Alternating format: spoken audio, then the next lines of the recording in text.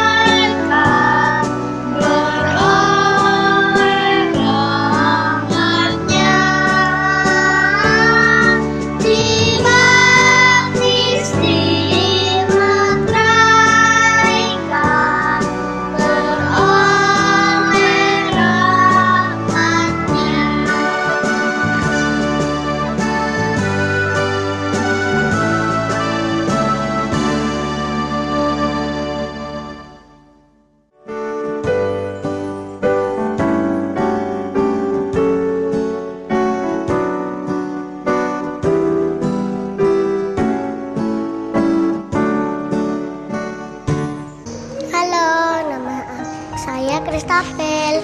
Sebelum kita belajar sekolah minggu, mari kita berdoa. Tuhan Yesus, terima kasih kami mau belajar sekolah minggu. Berkatilah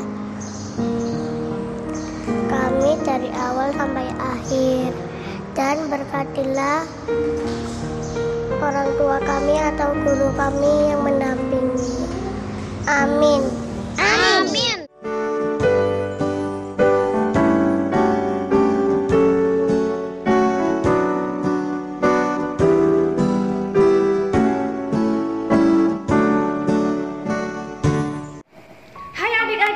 Selamat pagi, selamat hari Minggu. Apa kabarnya hari ini? Pasti luar biasa. Kakak doakan kita semua selalu dalam keadaan sehat. Seperti biasa, pelajaran sekolah minggu kita masih diadakan secara online karena kita belum bisa bertemu. Kakak harap kalian tetap semangat ya. Nah, untuk pelajaran hari ini, sebelumnya kakak ingin memperlihatkan sesuatu kepada kalian. Coba. Nah, ada yang lihat? Ada yang tahu ini apa? Coba yang tahu silahkan dijawab ya.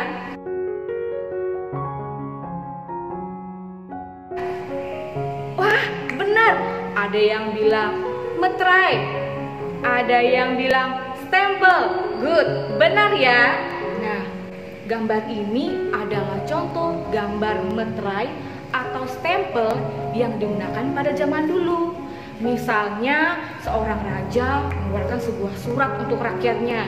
Jadi, harus diberikan meterai terlebih dahulu. Jadi, surat ini sudah diyakini bahwa berasal dari seorang raja.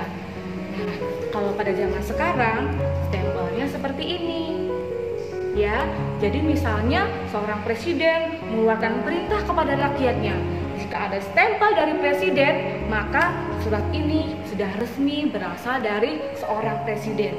Demikian juga dalam kepercayaan kita, kita sering disebut sebagai anak-anak Allah, kepunyaan Allah. Caranya bagaimana supaya kita menjadi milik Allah? Caranya adalah dengan cara dibaptis dan dimeteraikan. Mungkin adik-adik sudah pernah lihat ya, dimeteraikan di gereja, sudah pernah lihat kan? Oke, ketika kita sudah dimeteraikan, maka kita sudah bisa disebut sebagai kepunyaan Allah, milik Allah, dan sebagai anak Allah.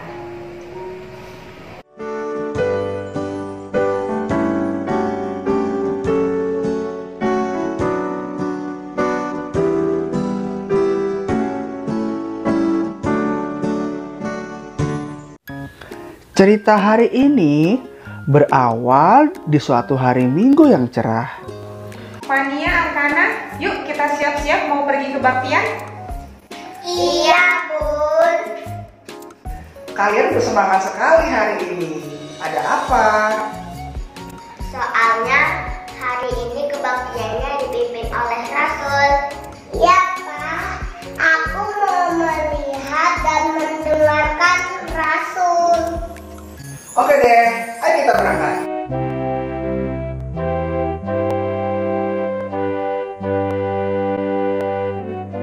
Tapi adalah tanggung jawab para orang tua mendidik, membesarkan di dalam iman. Engkau perlu berjanji dan anak ini akan mendapatkan karunia Roh Kudus. Di dalam nama Allah, Bapa, Putra dan Roh Kudus, terimalah olehmu karunia Roh Kudus yang penuh kasih, dan meterai ini menjadi tanda untuk kebebasan. Roh Kudus akan memelihara, Roh Kudus akan melindungi, Roh Kudus akan menghiburmu. Setelah selesai kebaktian, Papa, Bunda, Fania, dan Arkana makan siang bersama. Sambil mereka makan siang, mereka berdiskusi tentang apa yang mereka ingat pada kebaktian hari ini. Anak-anak, gimana kebaktian hari ini? Kalian senang? Senang, Pak. Kenapa kok kalian senang? Karena aku bisa melihat Rasul.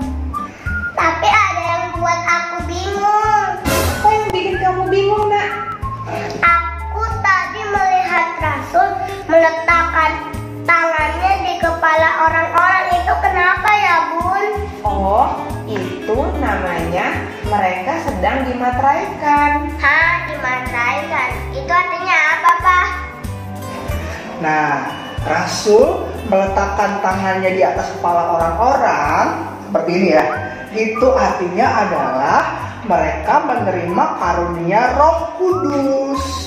Nah, kalau seseorang menerima karunia Roh Kudus, berarti mereka menjadi anak-anak Allah. Oh, gitu, Pak.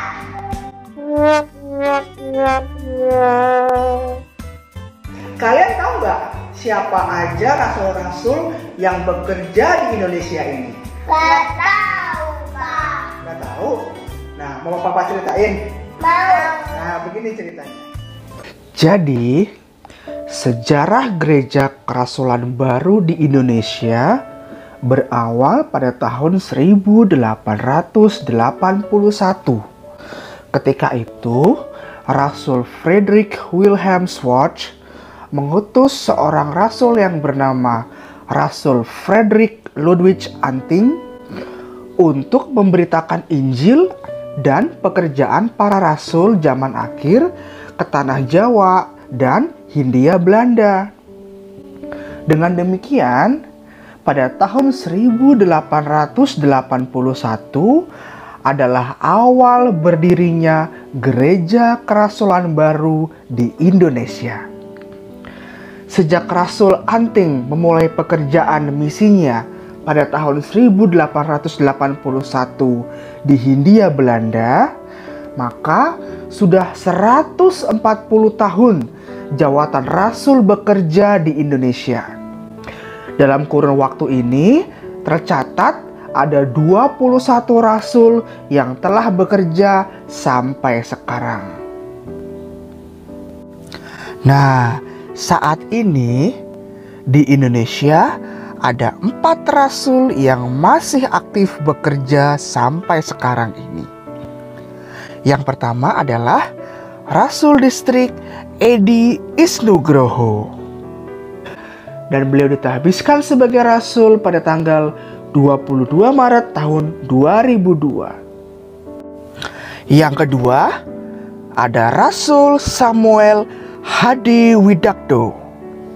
Dan beliau ditahbiskan sebagai rasul pada tanggal 28 Oktober 2001. Yang ketiga ada Rasul Rumantio dan ditahbiskan sebagai rasul pada tanggal 18 Mei 2017.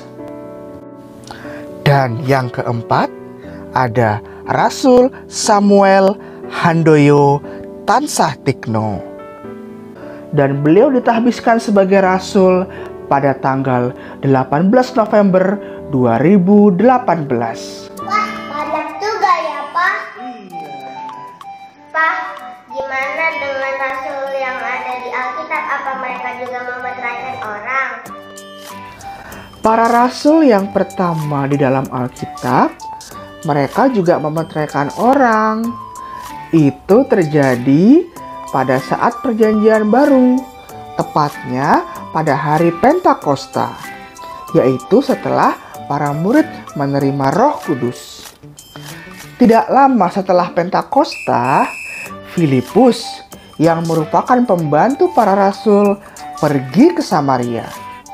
Banyak yang mendengarkan apa yang ia katakan tentang Yesus, dan beberapa orang pun dibaptis. Ketika para rasul di Yerusalem mendengar bahwa orang-orang telah menerima firman Allah dan dibaptis, Rasul Petrus dan Yohanes pergi kepada mereka. Saat kedua rasul itu melakukan perjalanan ke Samaria, mereka berdoa agar orang-orang dapat menerima karunia Roh Kudus. Ketika rasul-rasul itu tiba, mereka meletakkan tangan mereka ke atas orang-orang, sehingga mereka dapat menerima Roh Kudus. Bon, apa aku udah dimateraikan? Sudah, Fania dan Arkana sudah dimateraikan. Tahu nggak apa artinya ketika seseorang sudah dimeteraikan?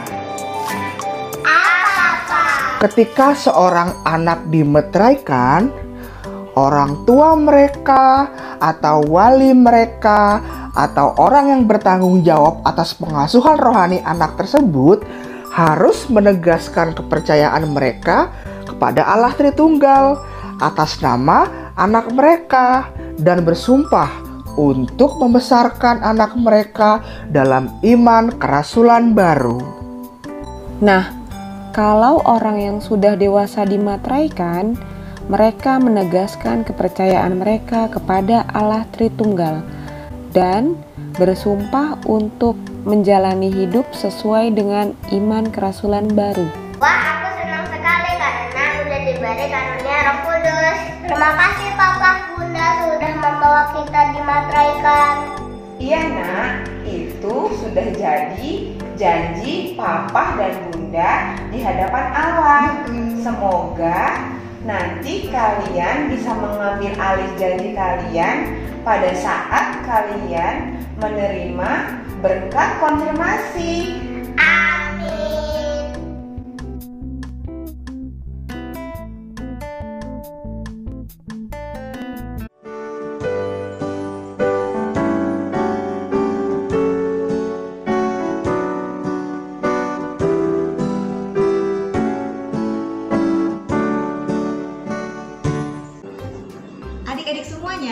kita lanjutkan lagi ya materi kita.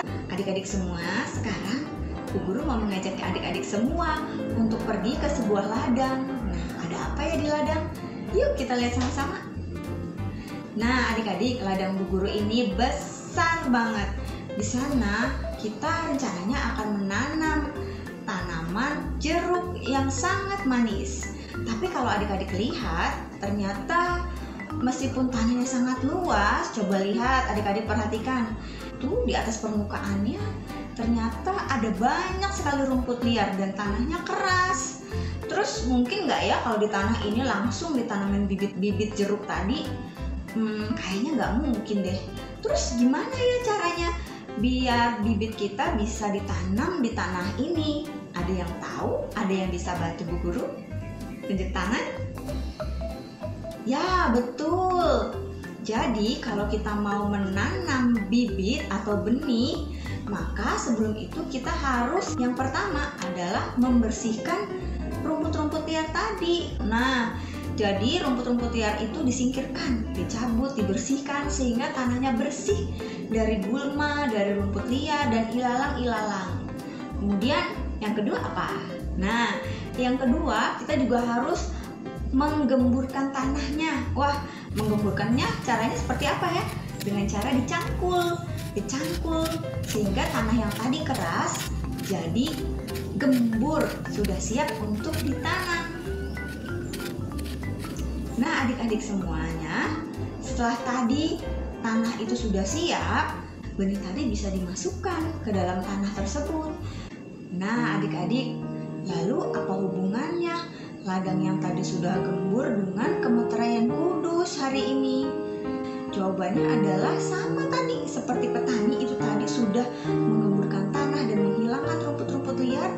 Jadi baptisan suci adalah persiapan diri kita untuk menerima kemeteraian kudus.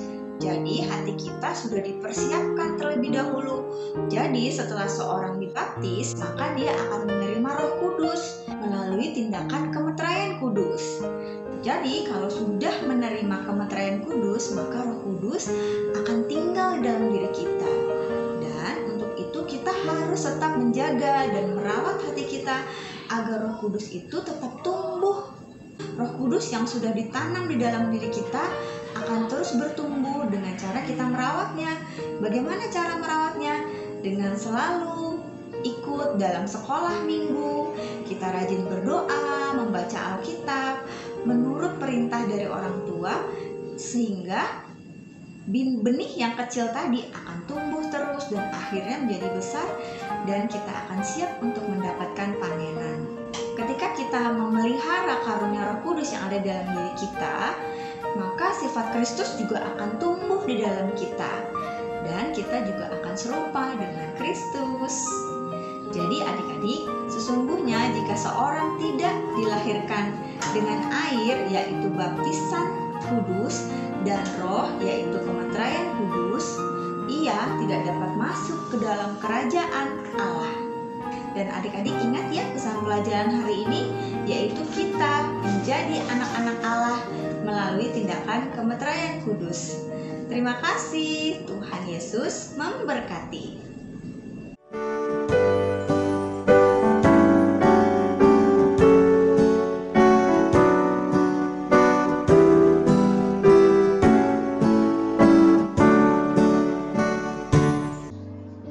Halo, nama saya Mikael.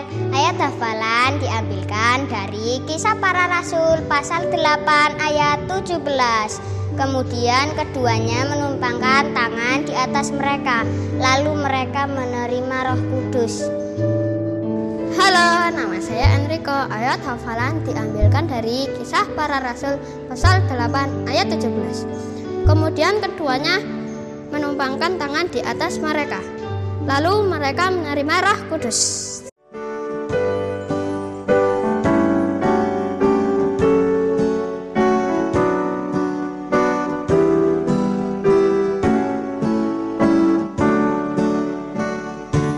Hai adik-adik, sekarang kita sudah sampai di bagian aktivitas. Aktivitas hari ini kita akan mencari kata. Nah, apa sih kata-kata yang berhubungan pada pelajaran hari ini? Yaitu kafetrayan, ada baptisan, dan yang lainnya. Nah, adik-adik, kalau adik-adik sudah lihat, sini Bu Guru punya lembar kerjanya. Nah, di sini ada bank kata. Bank kata, jadi adik-adik semua melihat nih ada bank kata, ada kata-katanya banyak. Dari mulai apa nih? Ada rasul, kemudian ada karunia, sampai roh dan juga air. Jadi adik-adik semua caranya mudah sekali untuk mengerjakan, yaitu adik-adik tinggal mencari kata yang berhubungan dengan ini. Seperti contohnya nih Guru kasih tahu ya satu, yaitu roh. Di mana roh? R-O-H. Di sini. Nah, lalu adik-adik lanjutkan ya sampai selesai. Kalau adik-adik belum bisa, adik-adik bisa dibantu sama Bu Guru atau dengan nama papahnya. Nah, kalau sudah selesai akan ada garis seperti ini. Nah, setelah itu difoto ya seperti ini. Lalu kirimkan ke bu gurunya masing-masing agar kita semua dapat melihat kreativitas dari adik-adik semua. Kalau adik-adik nggak sempat buat ngeprint ini, adik-adik juga bisa loh untuk ngerjainnya pakai HP. Nah, seperti ini nih, Bu Guru sudah punya ada di HP ini, jadi kita tinggal mengerjakannya saja. Oke, demikian ya adik-adik aktivitas hari ini. Semoga sangat menyenangkan dan menyukakan buat kita semua. Mari kita terus rajin untuk sekolah minggu. Terima kasih.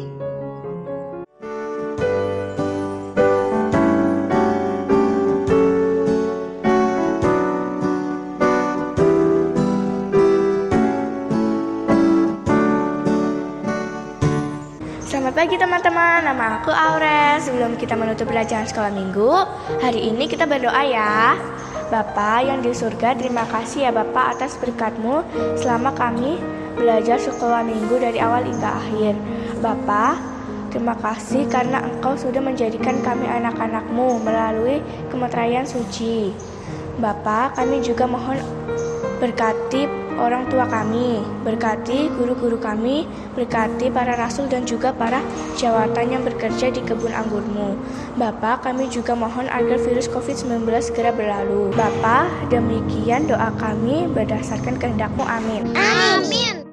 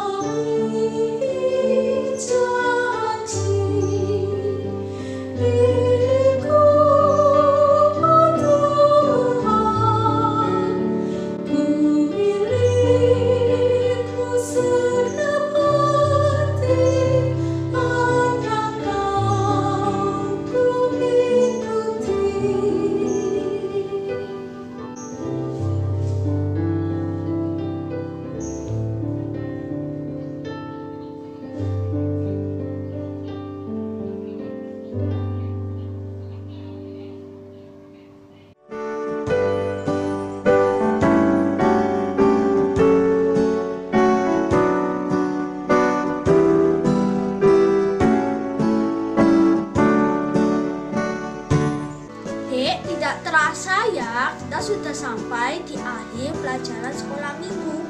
Seru banget ya pelajaran sekolah minggu hari ini. Mas Deo jadi tambah mengerti tentang apa itu kemerdekaan kudus. Iya, Adi jadi tambah tahu apa itu kemerdekaan kudus. Adi sudah dimeteraikan. Mas juga sudah dimeteraikan kan ya? Sudah dong, Dek. Mas Deo sudah dimeteraikan dan menjadi anak Allah. Nah, kita harus ingat pesan pelajaran sekolah minggu hari ini. Apa itu, Dek? Kita menjadi anak-anak Allah melalui tindakan kemerdekaan kudus. Oke teman-teman, sampai jumpa lagi. Tuhan Yesus memberkati.